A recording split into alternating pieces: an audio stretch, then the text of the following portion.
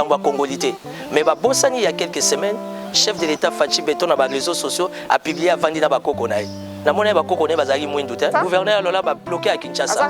Moi comme aéroport Angelezate, moi comme beach Ngobilezate. Et maintenant la cible c'est Matata Pot. Nous savons déjà que prochainement ça sera même et Kabila ça sera au finish. Paix à son âme papa Wemba Lobaka, ceux qui boko boma moto te bosalani.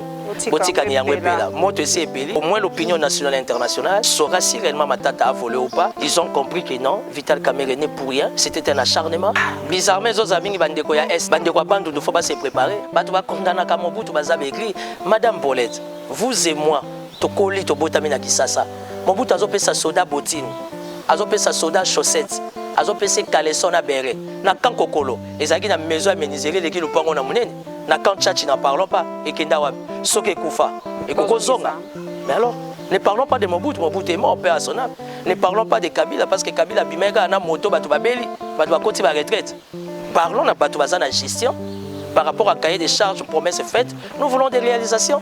Moi, je crois en un chef de l'État par rapport à sa bonne volonté. Malheureusement, il est entouré des gens qui sont bien sapés. Des gens qui sont sapés comme Maître Gims, bien parfumés. La présidence sur la parfum au Kokate. Les Républiques démocratiques du Congo actuellement, dans la spiritualité, tous en a battu à Jonas. Que chacun invoque son Dieu. Quand on a la loge à Kabila, on était là très mal fois pembe.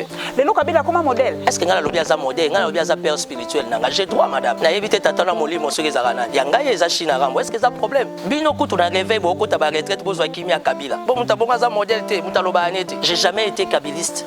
Jamais je serai tisékédiste. Mais Kabila, dans la spiritualité, c'est mon père spirituel. Biso olia kana bisote. Ata tokolia mais tokolia kunate. Et loko to ebi na présidence, eza corona. Si bon on va comme tout bele comme poison, ngana tozo tuna kaka. Soki maman Oliva Tcheli ba na keko seirali na yemba mo. Parce que puissance, force de frapper ça.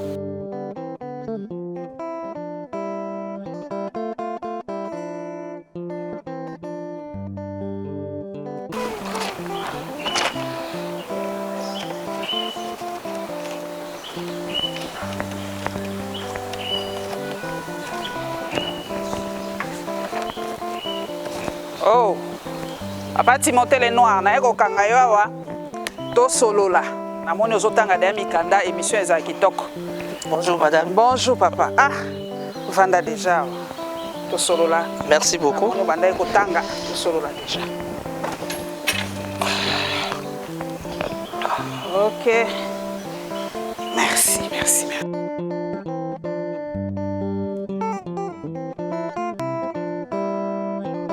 Papa Timothée, ndenge. Très ravi, c'est un roman na yo lisusu ndengo kanisi ngai yo invité ngai lisusu na plateau là. Na sepeli makasi toza na cadre kitoko. OK. Moto na liboso ya curiosité. Okomi sango? Non, naza sangoté au fait pour bien faire la politique en République démocratique du Congo, il faut avoir un niveau de spiritualité très élevé. Et ben nga naza chrétien catholique, naza mwana mama Marie, naza toujours na chapelet na ngai. Biso nyonso e bana mama Marie. Yanga eza na mosapi, natambola kala. Wana eratarate, donc je suis chrétien catholique. Il m'arrive des fois de m'habiller comme ça, surtout que tata cardinal azana état moko critique, tata cardinal Laurent Mosengo, biso nyonso ba Christo, ba yi bana mama Maria, tous en attitude à prière pour na rebondir pour na tata cardinal. On est déjà dans les 48 heures déjà amélioration salami makasi. Pardon parce que tout ça concentré dans la prière. Mais papa lokola pe obandi na lisolo à tata cardinal. Natanga ki mama Gaël Kibungu, merci à toi ndeko nangai. A silika ki moke. Azala ki choqué à s'indigner ki alobi nani akoki ko kanga tata cardinal ba photo a modèle oyo pe koti yango na internet. Ezala ki penza se ngai moko na mona ki batindela ki pe ngai. Esali pasi. Kabe muto azali na état critique aza komiye baté azali presque kaka na elamba na bombiye ba partie intime to lobango poto moni bilili nani akoka ki penza il faut ça la approche na ye to réfléchir peu ensemble nani akoka ko za penza na tarmac ceux qui approche na. Non, moi je pense que c'est une question non seulement l'église catholique au travers monseigneur et le cardinal pardon Ambongo doit s'impliquer mais au travers aussi la famille Kanyiki. Baïba ko s'imposer, baïba qui est cette personne-là parce qu'aujourd'hui, au travers les réseaux sociaux, même les idiots sont devenus intelligents. Kozwa photo ya moto ayo ko bundana liwa et puis motango nani mosena nzambe, wazana réputation moko internationale qui a siégé pendant plus de 15 ans dans un siège na Vatican, le lot retraité alors oyaza kobela même pour la fierté na biso moko ba congolais j'ai été vraiment indigné. On a mon image, qui déçu. Et on comprend. C'est ça la maladie ou encore les mauvais côtés à les réseaux sociaux. Mais ça quand même, est-ce que qu'on remonter dans mon toit publié? C'est possible. C'est possible à remonter. Comme Maman Gaël a lobby, en tout cas, il faut pas sanctionner pour à la recherche du buzz. Ils ont même la bisopé, Makambo Ebele. Moutazo Bundanaliwa ou encore Moutakufi. Moutakufi, yo qui filmé au ça image. Les canisiers locaux là, moi Namboka Francis Kalombo à Salaki. Oh, c'est pas qu'il Non, je n'ai pas aimé. Francis Kalombo, c'était un monsieur intellectuel, c'était un grand frère de mon quartier à Binza Pigeon, c'était un influenceur, un leader d'opinion, un politique aguerri, faire des images comme ça. Mais même sous ça, qui moi choqué pour le camarade d'Ango, il y a un peu la landa qui bilili wana lobby quand il y a un vaccin un samedi à Zongi Nandako, à Bandi Kosala en tout cas, il fait secondaire les qui m'a cassé et dimanche n'a pas peut-être que la question mais la qui ça qui nous auto la qui si kaka d'autres qui a fini la question sur les vaccins et la question mon côté kokolo belangote dans un pays sérieux parce qu'il y a déjà trop d'ambiguïté, il y a trop de flou au yemoro mokonzambo kalobi et azo reconnaître la crédibilité à vaccin côté. Donc, ça veut dire que la question, il y a vaccin, les lieux comme facultatif. Tout comme Takoko, tout comme Takoko Zoate. Mais une chose est sûre et certaine, malade des allés. Mais du moins, moi, je suis beaucoup à Koufi, il leader, il y a Funa, il y a Selemba, moi, je suis beaucoup à Champibola que je connais. Parce que Pigeon, na camping, Tozé, Lokomoko, Toyeba, très très bien. La question que je me pose, famille des Akanapoto. Est-ce que famille n'a pas de si Francis Kalombo autorisation à filmer des Konabango ou bien grand frère Nanga que j'aime, que je respecte beaucoup, Francis Kalombo qui est un cadre et à buzz. Ce qui est le tout qu'on aurait alors c'est que réellement les pays a des problèmes. Moto a Koufi dans des conditions entre parenthèses parce qu'au niveau du ministère de la santé va diligenter enquête, ça l'autopsie, médecin légiste, l'andelango. Si réellement c'est au travers les vaccins, ça c'est autre chose. Mais tant que les résultats n'ont pas été, c'était quand même trop précipité, vraiment immature de la part de moi Namboka Francis Kalombo, lié en premièrement à vaccin. Et puis des deux. Ben voilà, c'est ça la question. Mais Azali juriste, peut-être qu'il a pesé les pour et les contre. Et je ne crois pas que Yomo Nolobi Azamoto Amayele a mesuré qui quand même impact. Il y a un message qui peut-être commettre bateau en garde. Pour Balobi, avant qu'on soit vacciné, on a papa Timothée. Il faut que la maladie ni nos alangola nzoto. Si on a diabétique, si on a hypertendise, mais mingi toye baranabi sauté, mouton qu'on soit vacciné, bon éviter qu'Azali diabétique, peut-être qu'on a l'image choc pour. Non, moi je pense, madame, juste à ministère, il y a santé aujourd'hui, au travers moi Namboka Jean-Jacques Mbouan, qui moi je donne beaucoup de crédibilité, parce que le ministère de la Santé, il a été ni longondo, makambo ya service, ni bata corona, secrétariat, ce qui a riposte, il est futamate. Malheureusement, ils sont mapété, mais les lots, moi, j'espère et je crois la bonne volonté de bien faire les choses. Enquête sur le niveau du ministère de la Justice, si réellement c'est le cas au Français à lobby, l'État congolais est redevable à la famille Bolakissa. Mais si ce n'est pas le cas, moi, je Francis Kalombo, il faut pas kangaye. Oui, il faut pas kangaye. Nous sommes dans un état de droit. Je pense qu'intellectuels que nous sommes, hommes publics, hommes politiques, nous devons apprendre à respecter. Nous devons être dans le mœurs, dans le respect des principes. Il y a ma bonne mœurs. Je n'ai pas aimé Francis Kalombo, un garçon civilisé. Image à Bongo, réellement il a bénéficié de l'accord de la famille. Point d'interrogation. Qu'est-ce qui l'a motivé de faire tout ça? Qu'est-ce qui l'a poussé de faire tout ça? Quelles sont ses intentions derrière ces images-là? Parce qu'aujourd'hui, l'hôpital au a diamant, FJ, clinique quinoise Ngalé, comme pratiquement à Rokufa. Tout ça dans la clinique universitaire. Diamant na FJ, na médecin de nuit. Et Tikali, seul centre où ils ont fait espoir quand il y a un ça ne va pas. Parce que l'État congolais a déjà échoué du point de vue sanitaire, ce n'est que les privés qu'on peut espérer aujourd'hui que ce qu'on soit soigné à bien. Et quand un politique s'attaque à l'hôpital Diama, c'est avec quelle intention? Il est poussé par qui, par quoi? La tunikaka. J'espère que l'enquête est aux alats, les tenants et les aboutissants. Au lobby, déjà, les Kabouakou Kangama, il faut permettre un côté à un dossier à Matata. À la fin, du Yagaka, Kouye. Pour namoni kalamingité levé na déjà Sénat indimi donc justice économique côté maboko mbalo pour basamba pour reprocher makambo ya organisation indemnisation il y a bateau il fallait bazwa par rapport à la réalisation de l'époque. Heureusement pour nangai na yaki ndenge moi mobala yaka. La zaïrisation est un processus qui s'est passé en 1973 et 74 consistant à nationaliser les biens et entreprises des étrangers. En 1976, il y a eu création de l'Office de gestion des dettes publiques, OGDEP. en sigle par la loi numéro 76/021 du 16 septembre 1976, dont l'une des missions fut de gérer les biens analysés ainsi que les relations entre l'État congolais et les acquéreurs congolais, les anciens propriétaires étrangers, belges, portugais, grecs, tout ce que vous voulez. En 1983, l'État a commencé à rembourser les anciens propriétaires, mais avec montant inconsistant et irrégulier jusqu'à stopper les processus quelques temps après. Et donc, montant resta payé entre les lots de dettes publiques extérieures. En juin 2003, la RDC, admis à l'initiative PPT, au travers de Mwanamboka Mozito, pays pauvre et très endetté. Pour ce faire, les FMI demanda à la RDC d'entrer en contact avec tous les anciens créanciers commerciaux privés et d'entamer certaines négociations. Dans la mise en exécution de la recommandation du FMI en 2006, le ministre des Finances, M. Marco Bangouli, signe un protocole d'accord indemnisant des anciens. Plusieurs réclamations sont adressées à la DGDP dans le sens d'indemnisation des anciens propriétaires. Mutabanda qui processus wana mwana mboka Marco Bangouli.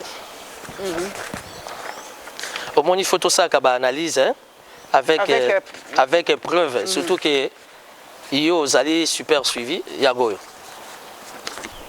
Il y a eu un protocole d'accord. Marco Bangouli tout en étant ministre de la Finance. Protocole d'accord dans ma campagne d'indemnisation. Wanozu ya Marco Bangouli. Aujourd'hui, il y a un protocole d'accord. Il y a Atanas Matenda, qui était ministre des Finances. Paix à son âme, André Philippe Fouta. Le protocole d'accord. Signé dans le cadre de la réalisation. C'est les trois grands meilleurs de nos premiers ministres qui ont fait leur preuve. Ils ont signé ça sur instruction évidemment du gouvernement congolais. Fouti va indemniser Batouana. Et pourquoi Matata refuta Batouana? Et qu'est-ce qui justifie les vols de Matata Ponyo? Je ne suis pas porte-parole de Matata Ponyo. J'ai mené mes investigations tout en étant politique. Moi, je suis de l'Union Sacrée et j'en suis très fier. Dans un partenaire, il y a Vital Kamerhe. Et je suis de l'Union Sacrée, mais à une seule condition, Union Sacrée rationnelle. Là, il faut applaudir, nous allons applaudir. Là où il faut condamner, nous allons condamner. Vous avez condamné l'arrestation. Est-ce acharnement pour nous? Acharnement. La cible, c'était Vital Kamerhe. Il fallait que ça Makila na Boudin. Mais il y a Makila Libata, moi, Simbezate. Cible Mibale Koya, moi Namboka, comment vous appelez encore Moïse Katumbi Chapwe, les Kambwa Congolité. Mais Bossani, il y a quelques semaines, chef de l'État Fachi Beton dans les réseaux sociaux a publié à Vandina Bakokonaï. Namone Bakokonaï Bazari Mouindouté, Bazari couleur Nanga Kolekanga Kutu. Ça veut dire que la question sur ma Kambwa Congolité, il y a ma couleur et c'est un faux débat. Et Longwe, Nani, comment on appelle Moïse Katumbi, la cible c'est Richard Mouyej Manguez-Mans. Ni motion, ni interpellation, ni destitution. Le gouverneur Lola va bloquer à Kinshasa. Moi, comme aéroport Anji les Até, moi, comme Beach Ngobi les Até.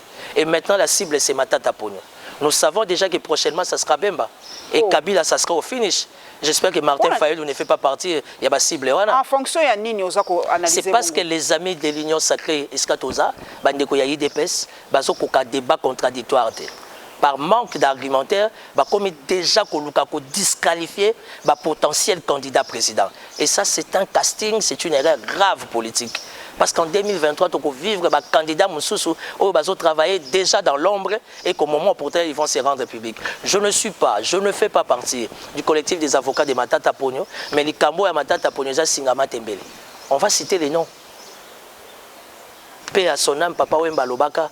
Ceux qui boma moto te bosalani botika ni yango epela moto esi epeli au moins l'opinion nationale et internationale saura si réellement Matata a volé ou pas, parce qu'aujourd'hui l'opinion internationale et nationale, ils ont compris que non, Vital Kamerhe n'est pour rien, c'était un acharnement, c'était un dossier préfabriqué, un dossier politique, et Balengi Mboka to tambolaka kaka na ba dossier politique et préfabriqué, enfin il y a qu'au distraire pour ne pas réaliser, concrétiser entre guillemets ba promesse na bango na tuni kaka. Mais les lopenze ça quand même likambo ko moi acharnement modèle wana na Nathalie analyse na lobi vraiment ba candidat nyonso potentiel bazali kotia bango Aleka. Bizarrement, les amis bandeko ya Est. Veux-tu me dire, madame, aujourd'hui nous allons aller aux élections sans le quota de l'Est? Une si grande représentativité de la population congolaise des à Est. Pourquoi cet acharnement? Mais tout le monde cherche à être aimé là-bas à l'Est. Et pourquoi on écarte que les candidats de l'Est? Bandeko Bandou, il ne faut pas se préparer. Parce qu'on peut avoir la cible. Ma Fayulu a la cible. Ah, mais on ne va pas rater Martin Fayulu, c'est connu de tout le monde. Ya Salinini, selon toi, vous imaginez bakolo basani? Oh, mais bango baza ba professionnel. Bango baza ba professionnel sur mesure. Ba oya koloba o faden na ze futa ka ba impote. On connaît la chanson. Ah. Et bandara de prendre Kimbuta. Je suis un ancien de l'Assemblée provinciale de Kinshasa. Ancien secrétaire du fait Daniel Boteti Loleke Bokeli. Hier, le 5 juillet, il a totalisé, je crois, 13 ans depuis qu'il a été assassiné. Naye Kokoma, assistant et rapporteur à ville à Kinshasa. Parce qu'il y a président, il y a Ekofin. Kinshasa, to rataka, nini gouvernorat, n'attend à MSC, c'était pas Fayoul. Na PSU exclusivité prochainement dans Otangelo Kombo. Oh. Bah là, tu sais, Fayoul, le crime que to rataka Kinshasa pour naye, j'étais là, j'étais témoin. Et pour votre information, la direction générale des recettes à ville à Kinshasa, DGRK, ça a été créé ici dans Faden House. Au Fayoul, la PSI, hôtel Naye, pour que bah concevoir, dont j'étais parmi les experts. En attendant 2021-2023, vision ni tozo salela, programme ni tozo salela sikoyo. Madame, je suis parmi les personnes, les jeunes politiques, leaders d'opinion, analystes politiques, si vous voulez, influenceurs, parce que moi-même j'ai mon mouvement politique Tous pour une République nouvelle. Quand nous regardons, moi j'ai soutenu les Warriors dès le début, mais tâtonnement les qui, bah Warriors bah tâtonner trop. Ata moko azobima te moko azosala mosala malamu te bazana ya kozinda na mai il faut babima et ça ne va pas. On a perdu 2 ans ils ont langage à Fachi toujours perdre sous une année yango ça va faire 3 ans ce que bani ba embrier biso na recensement madame qui pleuve qui neige il y aura les élections en 2023 et avant les élections je suis désolé de dire à mon peuple congolais de sur quoi que je suis faisant partie de l'union sacrée on peut s'attendre à rien. Parce que les cahiers de charges que Félix Tshisekedi a dégagé dans son premier et son deuxième discours, les autres allaient respecter. Priorité est commis, il fallait que soka nga le kanachangu botobole bapine. Kamera kuna botine na boloko. Muyej kuna komata na beach ngobilate. Matate longine tozo se permettre bokanga. Yango de comme priorité. En attendant Kinshasa ville capitale est commis spécialiste à forage. Ah, mon père a fait 30 ans à la régie des eaux. Mon père a fait 30 ans à la régie des eaux. Oh. Est-ce qu'on peut s'attendre à la régie des eaux à l'élo? Yango wana papa lemba lemba Léon nazo pesa ye raison. Ndenga yebisaki mwana mboka honorable Ados Ndombasi azwa jipa anateka asala ta forage abana funa bavotaki. Oh. Abo yango te azwango kaka teka. Azwa kaka teka na ye. Ateka sala ta moi 4 5 forages a sauver ba vie ebele. Bon yaza na mbongo azwa su mbongo na ebele bela futa jipa wana balobi eza biloko ya leta soki ye bwaka ni nzoto. Bwaka ni nzoto conséquence to kotala après. C'était le langage de Tiens Tshisekedi. Eza mbongo ya leta fotolia. Na mbongo ya leta moyenge benyazate mwana mboka Dos Ndombasi fo azwa mutuka wana. Loko azana ngo besoin te c'est ce qui définit sa grandeur. Atekani yango asali ata 4 5 forages pour na électeur na ya funa ça va aider Selemba ou un sérieux problème. Bumbu n'en parlons pas. Makala c'est un cauchemar. Maïzate atekani mutuka wana po azana ngo besoin te. Au côté singa pembala moko na ba propos chef de l'État c'est vrai que c'est l'équipe mais ça toujours d'actualité to banda na nikabwa vaccin lobby vaccin les lois commis volontaire déjà baloba ki pesa nango obligatoire. C'est obligatoire. Mutu na mutu sala ndenge motema na ye elingi. Mais mokondi alobi ye moko azali sûr na vaccin wana te. Pona yo ba retomber un message à chef par rapport à Covid et à Linine. Non, bah retomber le message à chef par rapport à Covid. Et Zandere Morona va retomber à chef quand il dit que Vital Kamerhe c'est un homme correct, c'est un homme sérieux, c'est un homme intelligent dont le Congo en a besoin. Et quand le chef de l'État dit aussi qu'au sein de l'appareil judiciaire, crédibilité est atteinte. Je me disais que l'ANR ou encore le CNS ou encore le parquet général de la République va interpeller les directeurs en communication à chef de l'État. La communication du chef de l'État, même si ça donne l'impression d'être brusque, abîmé la chambre à la type noire.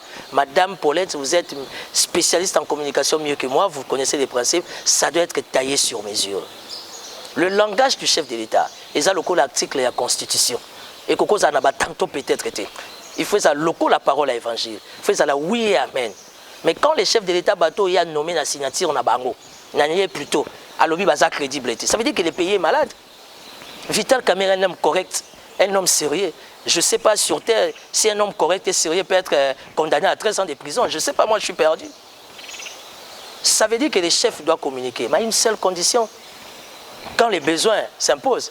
Parce que là, les chefs, à ce qui est hauteur, tant que les chefs devaient rester là être sur terrain par rapport à ma réalisation. Mais quand il appelle encore Lusakwe, non, moi je ne sais pas qu'est-ce qui se passe avec Lusakwe, non. Et aujourd'hui, cette communication a mis la République démocratique du Congo dans un état, dans une posture inconfortable. Pour Nayo, Mokodia Kolobami, il a communiqué mingi, toi a communiqué ma bé. Na sali nuance wana. A communiqué mingi, toi a communiqué ma bé. Non, pour Nangai par rapport au contexte politique, toza Mokonzamboka va aller dans nous kimia et ça va bien. Ah ça plus dans l'action na sur terrain. Parce que le lot sera ok, si na l'église du réveil, bah doiso sambe la base wa kimia Joseph Kabila. C'est que kimia wana est important. Oh, parce que Joseph Kabila les a dit par hasard pour Nalaka. Alors, il ne faut pas que la communication du chef est toujours basée dans ma promesse. Sachant que les contours, les indicateurs politiques posent problème. Peut-être qu'on réalise. Je ne vais pas juger les chefs d'État des pères qui n'ont mal compris. Déjà dans makila mabe, il peut makila mabe. Alors pour qu'on ne soit pas mal interprété, je proposerai à mon président Fachi Béton, au nom de l'Union sacrée, Mikolo Alobana Nouté. Total non réalisation, la concrétisation, il y a ma promesse faite. Mais 3 ans balobi biso lokola yo bato bazali contre baza komone lo côté bazali ba jaloux ba haineux ba aigri mais nazana moto azali na mayele na moto 3 ans déjà mais Mokonzi sali quand même quelque chose si tenga quand même ba réalisation oyo ndimi ke Mokonzi mboka sali. Non, madame, je sais pas qu'est-ce que je dois dire. Mais je préfère répondre aux questions dans un angle moussous. Il faut dire aux amis de l'IDPS, ils sont en train de rêver. La politique, ce n'est pas un monde de rêveurs. Fachi, il est président non pour les Kassaïens. Il est président non pour les gens qui sont sous les bois à la Talibanie. Il est président pour tous les Congolais.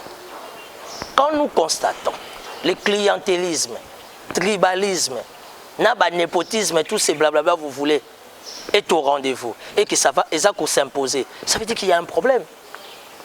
Moi, je m'attendais que les chefs de l'État, et surtout au nom de l'État de siège, et que la ration, prime, dotation, salaire à Basoda, et qu'ils allaient respecter. C'est ça mon souci. Raison pour laquelle je me pose la question, où est les flics du Congo? L'homme le plus beau, le plus aimé du Congo, Azola Taba Médaille Boutouna Moï. L'IGF, il peut aller au commissariat général de la police à auditer. Il peut aller à l'état-major général de la FARDC à auditer. Soda qui est état de siège, soda Koufi, bah fini qui est imperméable, bah Koundie. 1 mois, 2 mois, message à Kinshasa, moi si na bonus, na bango n'yé papa Koufi na front, bah bimesi bango na camp. Où allons-nous? Parce que moi je suis le porte-parole, il y a FARDC, il y a service à sécurité. Parce que la Constitution ne leur donne pas le droit de parler. Il faut qu'il y ait un politique courageux pour nous défendre les causes. Parce que même bateau va dans la CNS ANR, au Batrakarabiso, tiens ça la note technique, il faut moi dans la classe. So va essayer de gagner mon ça note. So va essayer de kilo kangami na hôpital zo senga moi $100 il y a zo bandenga ko simba ngota ozana moral. J'étais candidat président sans pour autant avoir $100,000. Et j'ai été reçu 2 fois à l'USAID chez les Américains, 2 fois à la SADC. Les Américains m'ont appris une chose, la politique c'est l'argent et la sécurité. Ça veut dire qu'on ne sécurise pas l'argent, quand on n'a pas une bonne sécurité, entre guillemets, aux besoins, ça pose problème. Et le Rwanda, oui, ils sont mal rémunérés. Pourquoi le Rwanda n'a pas peur de nous? Pourquoi l'Ouganda et le Burundi? C'est parce qu'ils savent qu'en République démocratique du Congo, ils ont des soldats bien formés, mais qui ne seront jamais bien payés. Parce que même si j'ai géré sous les drapeaux, madame, j'ai droit à la vie. Et il y a principe à redevabilité. Moi, je défends les drapeaux. Drapeau peut Foutanga. M'obliger. Raison pour laquelle Mobutu avait compris tout ça. Dans chaque camp militaire, il y avait des écoles. Dans chaque camp militaire, il y avait des hôpitaux. Il y avait des toilettes. Dans chaque tongo, les soldats c'est bétara. Toilettes exactes, en plein 21e siècle, 3e millénaire, allez vous renseigner. Quand c'est ta toilette exacte, roseuse ça malasima, qui en parle? Quand Kokolo toilette exacte, morgue, morgue, morgue kitoko, un groupe électrogène, les conditions ne sont pas réunies. Moral à soldat il est obligé de servir les drapeaux. Mais il y a aussi la redevabilité, madame. Alors je pense que ça devait être l'une des priorités. Quel est l'avenir d'un fonctionnaire en République démocratique du Congo? Quel est l'avenir d'un personnel médical? Infirmier, autobima, il y a grève, promettre les barreaux. Médecin, il y a des grèves. Les scientifiques, ils ont beaucoup de contacts. Tous les problèmes na Goma, Makamba Volcan. Ministre de la Recherche scientifique, il y a un papier exact. À ce bout de papier, et un morceau où tu n'es pas collègue ni ministre. Or, vu l'urgence, sous l'impulsion du chef de l'État, réunion de Premier ministre, les ministres sectoriels, il y a déjà dans ma proposition. Ça veut dire que le pays est malade. Je suis de l'Union sacrée, j'en suis très fier. Mais quand ça va, on va applaudir. Quand ça ne va pas pour l'intérêt de la République, nous dirons non, madame. Ça veut dire que le pays va mal. Et là, maintenant, il fallait s'atteler sur ça. Mais comme, oh, il faut tomber les pinets. Ah, oui, il y a eu un million en 2023, vous avez les images, quel est le dossier? Ah, quand même, mais quand même, tout ce dans l'Est de la République, je signé qui d'accord na Goma ou makambu ya ko raffiner or na biso na izino Goma sali et choka ki bato ebele po izino on écouter nango penza mbongo mingi te papa Timothée 5 à 6 millions de dollars. Non, c'est eloko nini biso bato basa komituna or nango toza nango na mboka ezali. Peut-être courant na koko loba mais eloko nini ezozanga biso po non, ce que je retiens de Goma, c'est l'arrivée de Maman Olive. Ça, c'est ce que moi, je retiens de Goma. Oh, moi, tout le monde question. Ce que moi, Timothée Lenoir, étant politique, je retiens de Goma, c'est l'arrivée de Maman Olive. Marée humaine. Ça veut dire que le Goma tracé, c'est un Lucas sauveur. Une sauveuse. C'est ce que moi... prochaine candidate ndenge lo mukwa mokonzi alobaki akolinga que moi ça succéder Olive azana ba forte maman Olive pardon azana ba forte chance. Je vous dis maman Olive soka cheli baya akoleka na ye ndeti ngai na rozape candidat président pona déjà na mutu moko dans l'ombre au foot la ngambo soki maman Olive cheli baya na ke ko siralier na yemba mo parce que puissance force de frappe exact. Maman Olive elle sait ce qu'elle veut et elle sait là où elle touche et sa force c'est qu'elle touche dans le fond et le fond c'est le social et l'humanisme. Aujourd'hui, on ne peut pas condamner les pouvoirs de Kabila. 18 ans est passé. Parlons, il y a pouvoir actuel. Mais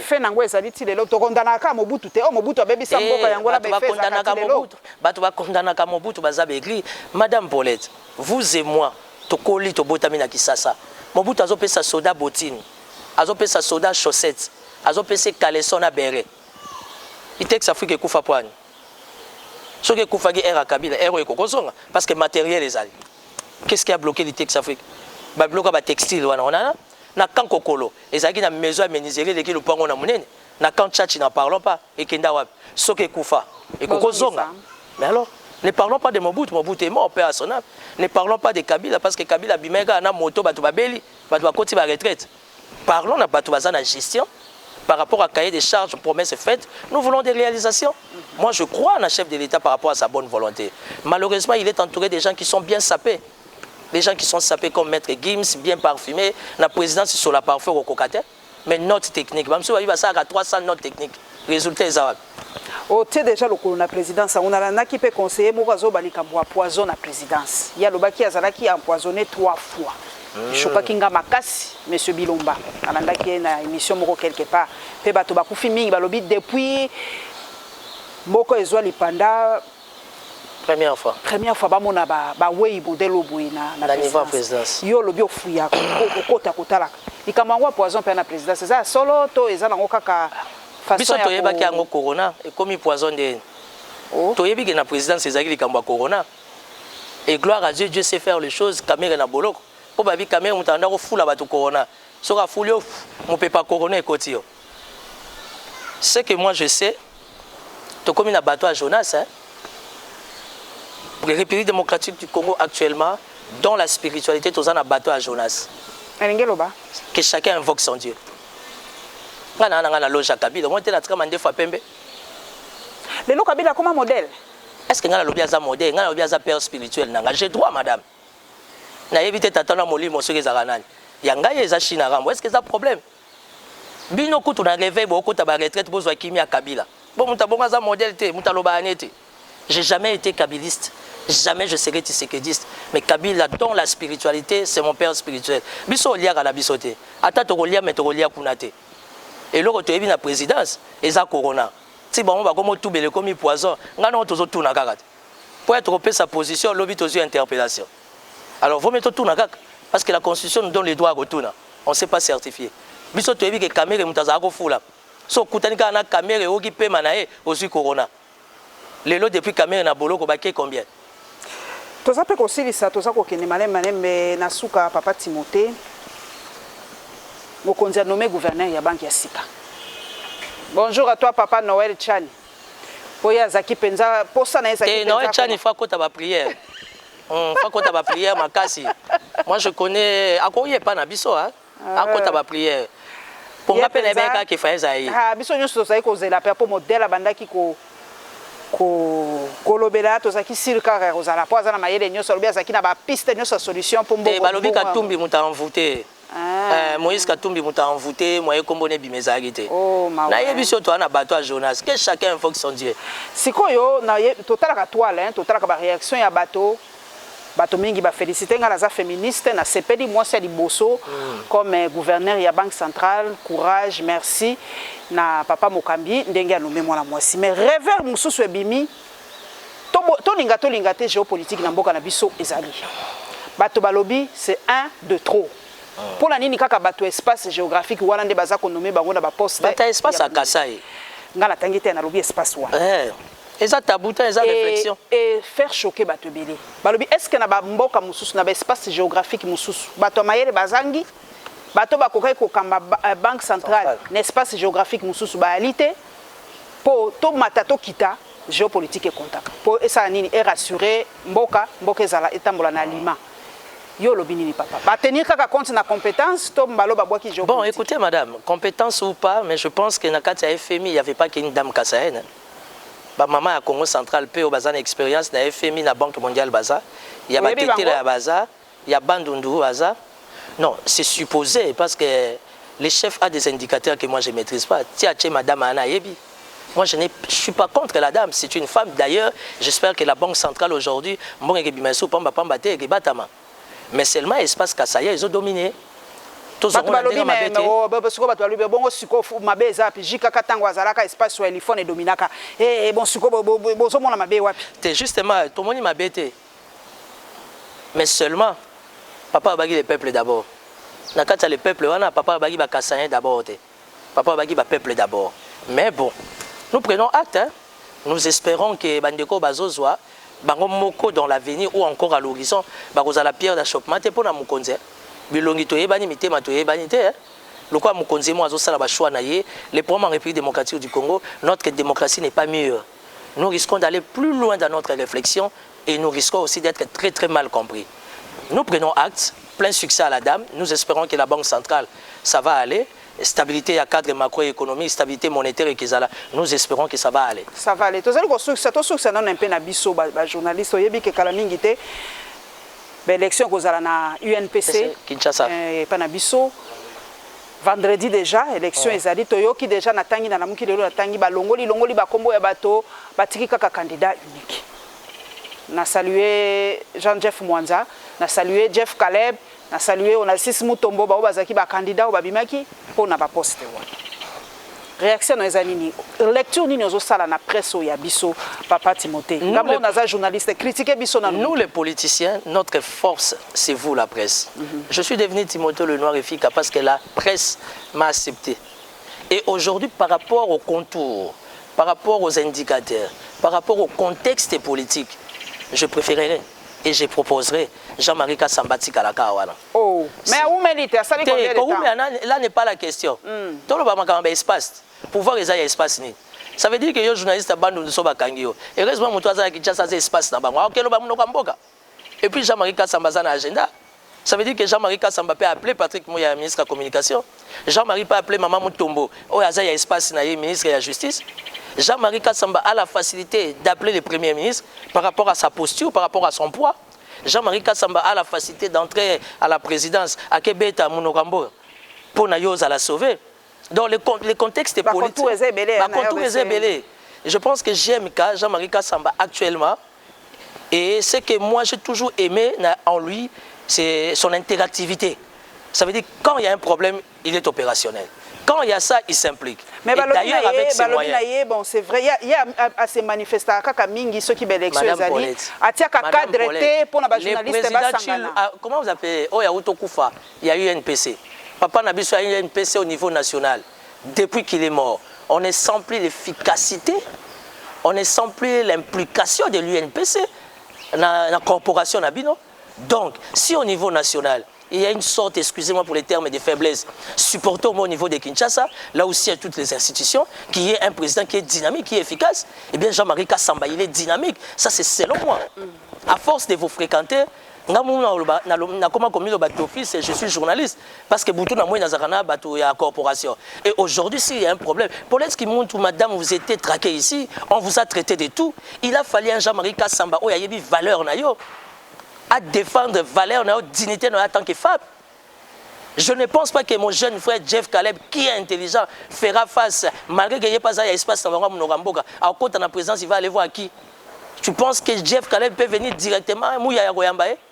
Mais Mouya y a une redevabilité, pas GMK. La présidence est redevable à Télé 50 qui est un partenaire fidèle à la présidence. Ça veut dire qu'il y a déjà une collaboration estimée être franche et sincère. Et aujourd'hui, s'il y a un gros poisson, calibre Oyazadine, pour donner de la forme, si vous voulez, à votre corporation au niveau de Kinshasa, c'est Jean-Marie Kassamba. On l'a traité de tout. J'ai suivi les gens en train de l'injurier. De toutes les façons, les Quinois, pour ne pas parler comme l'insulte est facile. L'insulte est facile. Les gens ont la légèreté dans les langages. Mais moi, j'ai toujours suivi des prix. Bakanga Eliezer, Jean-Marie était là. Bakanga Daniel Safou, Jean-Marie était là. Mike Moukebaye, Bakanga Bango, Jean-Marie était là. Oyo Soyebi. Récemment, Finga, Madame Paulette, Baluki, Kimindaku, Ozumwana, Oyakeboy, Oyakeboy, Ozubaglis, que tu pouvais perdre tes enfants. Il a fallu un Jean-Marie Kassamba s'impliquer pour nous faire comprendre à un niveau de décider, c'est une femme, elle a fait son travail, elle défend son métier, elle est dans ses droits. Aujourd'hui, vous êtes en liberté. Donc, par rapport au contexte politique, étant entouré des gens qui ne comprennent pas trop bien les choses, il faut un Jean-Marie Kassamba, au niveau à UNPC Kinshasa. Ça, c'est mon avis. Diaspora congolaise. Est-ce que diaspora est là? Mais bazali te na tout le monde na réseau, tout le monde baza ko apporter. Le kola toza biso balé ba kofinga biso bien. Comment mutakoza na 60 ans combattant? Il y a millions mabé. Qui combattait ici et là. On a na lobit. Qui combattait ici là, Fachi est au pouvoir. Au moins na msoaza mu kolo kovo tamandefu 65 ans combattant. Ils a millions mabé. Aujourd'hui, la République démocratique du Congo a besoin d'un poto ou d'un partenaire dans tous les domaines. Le marché de l'emploi est maigre. Plus de 90% des gens sont des chômeurs. Il y a un marché, surtout que le pouvoir est là. Mais il y a une présidence, il y a un ministère, il y a apporter savoir-faire dans le Congo. Il y a un partenaire dans l'église. Il y a un maman na poto, il y a fiancé à jeune fille. C'est ça être combattant. D'ailleurs, qui combattait ceci, la Fachi est au pouvoir. C'est ça qui a été motouna te diaspora ezali. Et ça la paix mosala nango et apportera un plus diaspora wana côté économique. La présidence. Pas apportera Western Union, Monègre, mais tout ça va ça. Madame Paulette, au moins la présidence.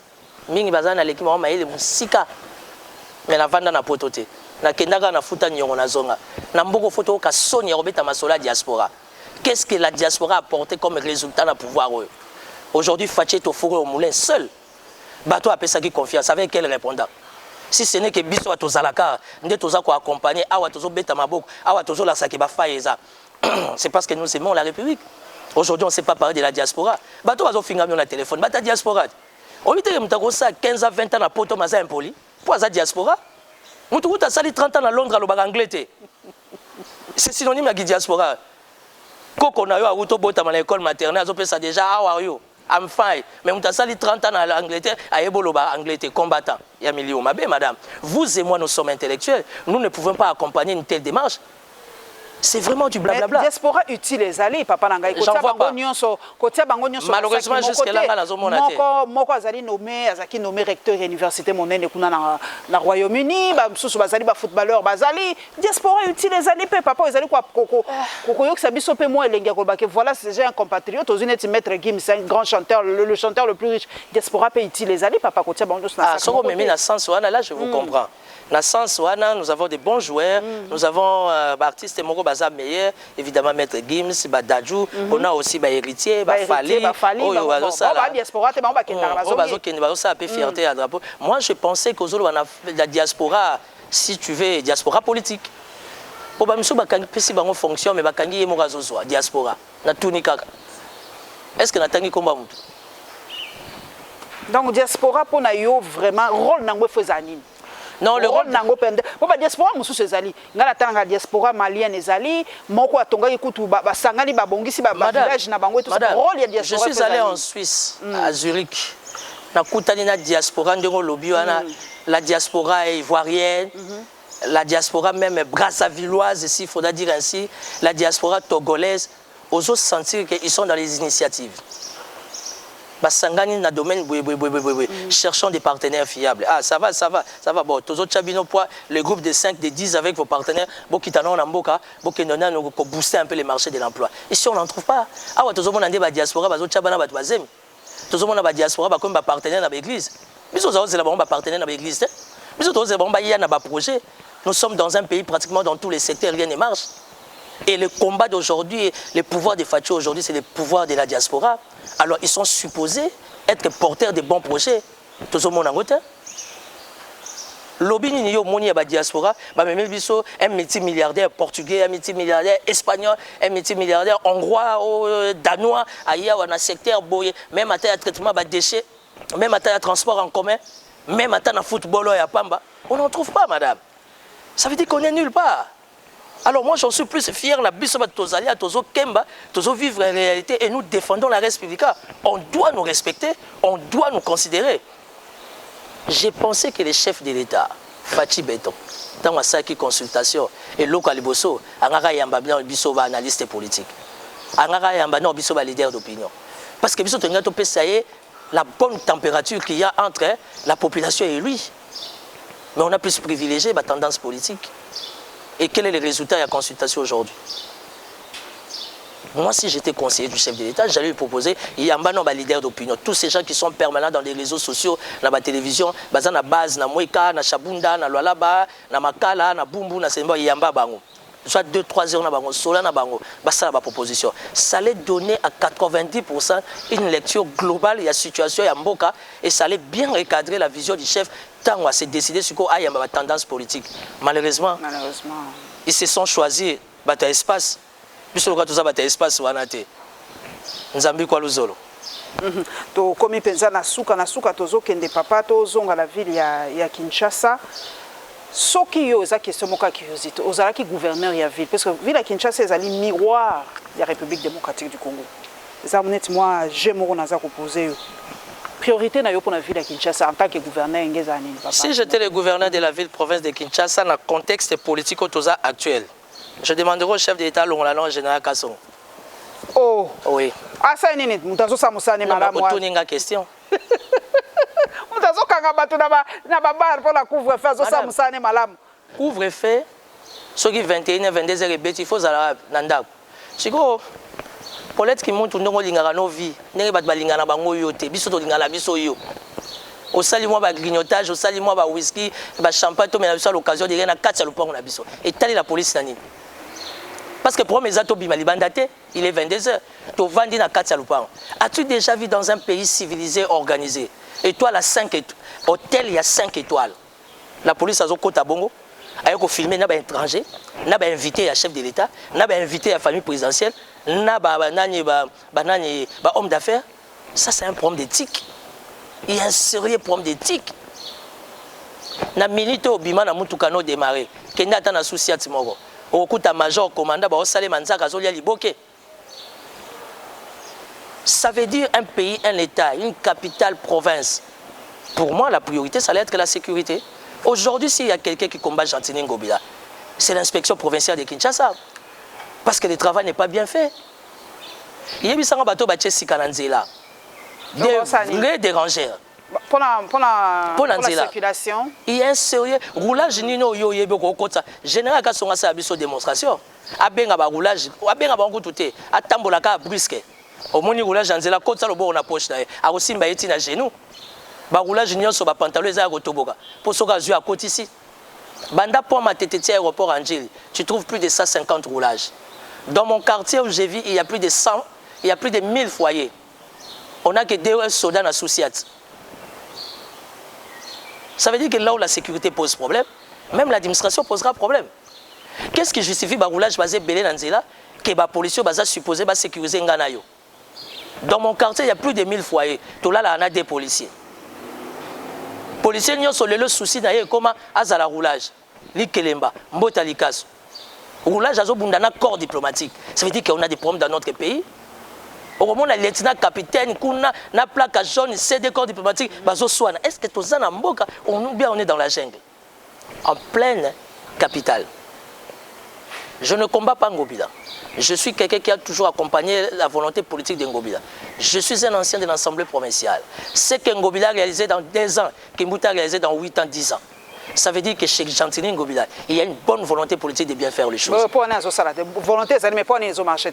Non, mais il marché de la rétrocession. Kinshasa paie. Oui. Sur 7 mois depuis Tobani 2021, il était rétrocession une fois.